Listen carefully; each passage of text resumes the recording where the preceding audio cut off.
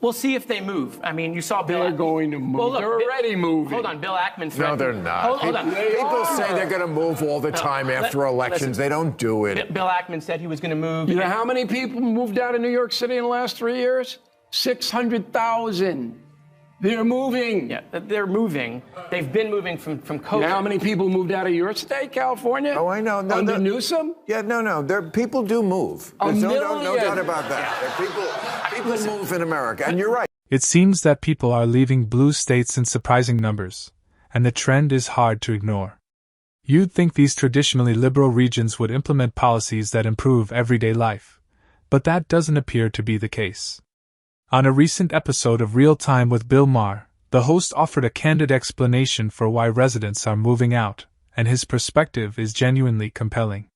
There's plenty to unpack. Do you think that Mamdani's election will lead more financial organizations to leave New York City for Wall Street South in Florida? Tell me, I've read that term just recently, Wall Street South, Florida. This is your state. What is that? A lot of Wall Street guys have moved to Palm Beach. It's been happening really since COVID. It's accelerated with increases in taxes.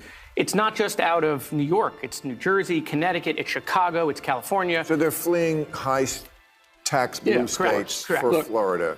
Maher raised a sharp question. Why are so many businesses leaving blue states for Florida? He didn't wait for an answer, he offered one immediately: high taxes. But that's only part of the story. According to Maher, economic pressures in these liberal states have become overwhelming for companies trying to survive. And it's not just businesses feeling the strain, everyday residents are moving out as well. In a moment, we'll share the clips that break down the forces behind this migration and reveal the additional factors pushing people away from heavy regulations to rising living costs. There are much deeper narrative behind this widespread exodus, and it's one worth taking seriously. This is the luckiest guy in the world that Mamdani got elected, because his district is going to explode. My house, I live 8 miles outside of Queens, has gone up 20% in value since Mamdani announced.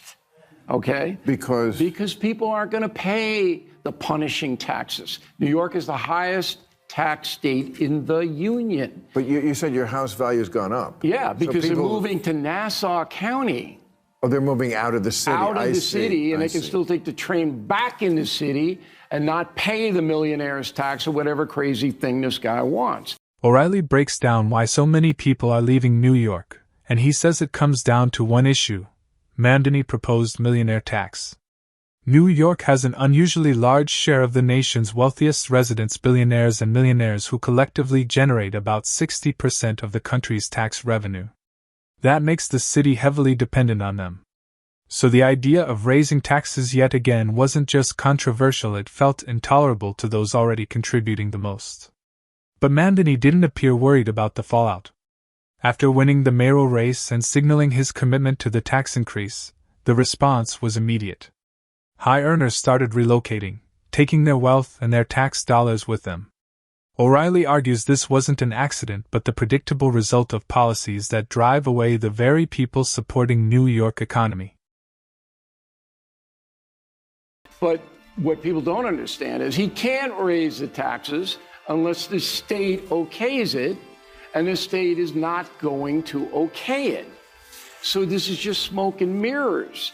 And the younger people voted for him. Sure, Mamdani would still need state approval before his proposed millionaire's tax could become law, and given the current political climate, that approval seems highly unlikely. And that's where the real problem emerges. This isn't just a legislative hurdle, it reflects directly on Mamdani credibility. He campaigned hard on making the wealthy pay their fair share, presenting the millionaire tax as a defining promise voters could rely on. But now, with the state showing no willingness to support the plan, that pledge is beginning to look more like political posturing than a serious policy effort. Supporters who expected meaningful tax reform are starting to wonder whether he overstated his power or underestimated the political system he vowed to transform.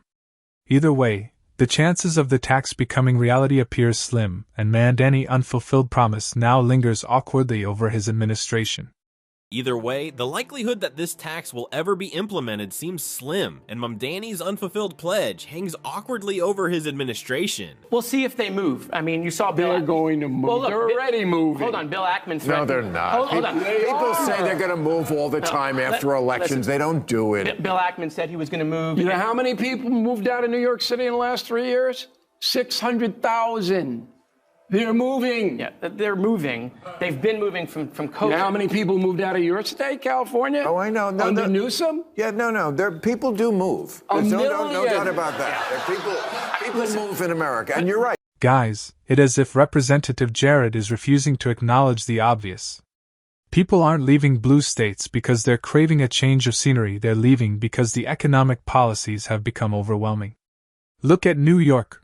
More than 500,000 residents have moved out, driven in large part by relentless tax increases and an economic climate that feels more punitive than supportive. Then there's California, the poster child for overregulation, where nearly 1 million people have left, fed up with excessive bureaucracy and some of the highest taxes in the country. Yet despite these striking figures, Jared continues to brush off the crisis, treating these departures as mere coincidences or temporary anomalies. But the reality is clear. People are voting with their feet, and the message couldn't be louder. These policies aren't working. Now, how many people moved out of your state, California? Oh, I know. Under Newsom? Yeah, no. People do move. There's no doubt about that. People move in America, and you're right. No, but they're not moving because they want a better view. They like to keep more of their money that they earn. True. Yeah, that's true. But Florida is a really good case study. So when DeSantis became governor, there were 250,000 more registered Democrats in Florida when he became governor 8 years ago. Now there's 1.4 million more registered Republicans in Florida. That's all migration from COVID and re-registration from COVID, 100%. Right. So it absolutely is happening. Whether they will abandon New York in droves, I mean, Bill Ackman's a really good example. He said he was going to leave, right? He's been going after Mamdani. He spent a lot of money on him. And then the day Mamdani won, he said, I'm willing to talk and sit down and work with you. That doesn't sound like he's packing his bags. Well, it's not everybody. But look, if you're a person in New York City earning $150,000, okay, that's a lot of money for most people in the United States. That's nothing in New York City. $150K doesn't get you very much. Right. It gets you In-N-Out burgers. You can almost see the Democratic politician grasping at straws in real time. Instead of acknowledging the clear reality that people are leaving blue states because everyday life has become increasingly difficult, he tries to shift the narrative by comparing the situation to Florida. But that comparison collapses immediately. If people were moving purely because of COVID or some vague post-pandemic reshuffling, the migration pattern wouldn't be so dramatically one-sided. So here's the real question. If this is just a natural post-COVID adjustment, why are the moves overwhelmingly from blue states to red states? Why isn't the opposite happening? Why aren't we seeing droves of people leaving Florida, Texas, or Tennessee for places like California or New York? The answer is clear to everyone except those determined to ignore it. Residents are choosing red states because they offer lower taxes, fewer regulations, safer communities, and a more manageable cost of living. The evidence speaks for itself. So that the working people at a certain level are going to say, I'm going to the congressman's state because there's no state tax there. There's no local tax there. I get to keep more of my money. This isn't complicated. Well, I've looked at moving because I'd like to keep more of my money too. And where should Maher move? I'm not moving anywhere. I'm not moving anywhere. No? No. Not going to stay? And the taxes here are ridiculous, but it's still Southern California. Right. Okay. Maher may choose to remain in California out of nostalgia, the emotional ties, the memories, the decades spent calling it home. But for many others, those sentimental reasons aren't enough to outweigh the hard reality of life in the state. Thousands have moved out because California's notoriously high taxes no longer reflect the quality of life they're supposed to support. Residents are paying some of the highest tax rates in the country, yet the major problems persist. With all that revenue, you'd expect the state to have made meaningful progress on wildfire prevention, infrastructure, or homelessness. But none of that has materialized. Instead, people watch their hard-earned money pour into a system that seems either incapable or unwilling to produce results. For many, that disconnect is simply too large and leaving becomes the only practical choice. I see today the Trump administration, they talked about the fact that California had a rule that schools cannot be required to notify parents if their kids in school have changed their gender, their pronouns. That's the kind of thing, even though it doesn't affect a lot of people, that makes a lot of people go, well, you know what?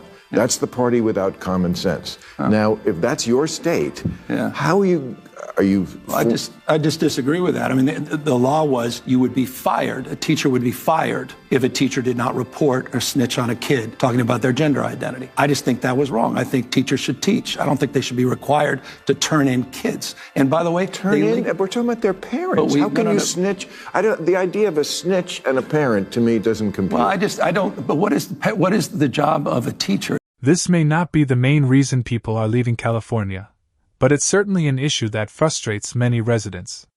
Policies and rhetoric that portray teachers as snitches for informing parents about their own children's decisions to pursue gender transitions don't sit well with a lot of people. Parents are the individuals legally and morally responsible for their children's well-being, and the idea of keeping them uninformed about something as significant as a gender transition strikes many as both illogical and unsettling. For many families, this debate goes beyond politics. It's about their fundamental right to understand what's happening in their children's lives. When the state appears to value secrecy over transparency, it inevitably fosters distrust. While this may not be the leading factor driving Californians to relocate, it has undeniably become a cultural flashpoint that makes some residents question whether the state still reflects. But I was on. I appreciate that. I was on KBLA yesterday, with my friend Tavis Smiley. I'm an investor and a supporter of that station. And he said, "Who do you want for running president?" I mentioned, "I think you'd be good at the job." Not this year, we know. No, I know. But he said, "I don't think he could win. I don't think he could win. He's too progressive, coming from this state and what he's done in this state, to win in any southern state, any red state." I disagreed, but no, this is a progressive African-American-owned station, and I'm sure they like you, but he doesn't think you can win. What do you say to that? If you could win look at the swing states. There's only 8 of them. Many people are becoming increasingly disillusioned with Gavin Newsom and the direction he's taken California. Critics argue that if this is how he manages a single state, one with immense resources and global influence, then promoting him to the presidency would be a risky move.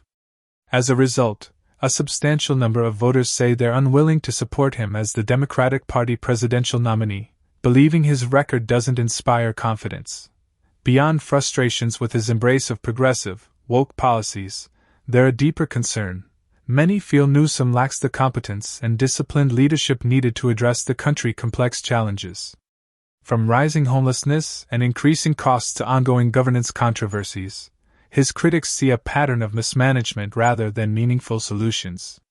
To these disgruntled voters, the idea of him leading the entire nation raises more alarm than optimism, prompting them to look elsewhere for leadership. Whether driven by economic strain, cultural tensions, or frustrations with governance, people are voting with their feet, and the data speaks for itself.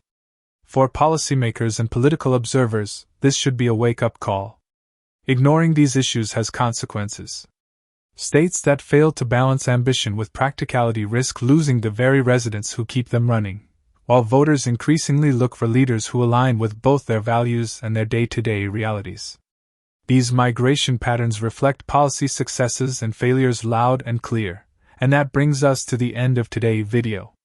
If you enjoyed it, be sure to like and subscribe for more content like this. Thanks for watching, and I'll see you in the next one.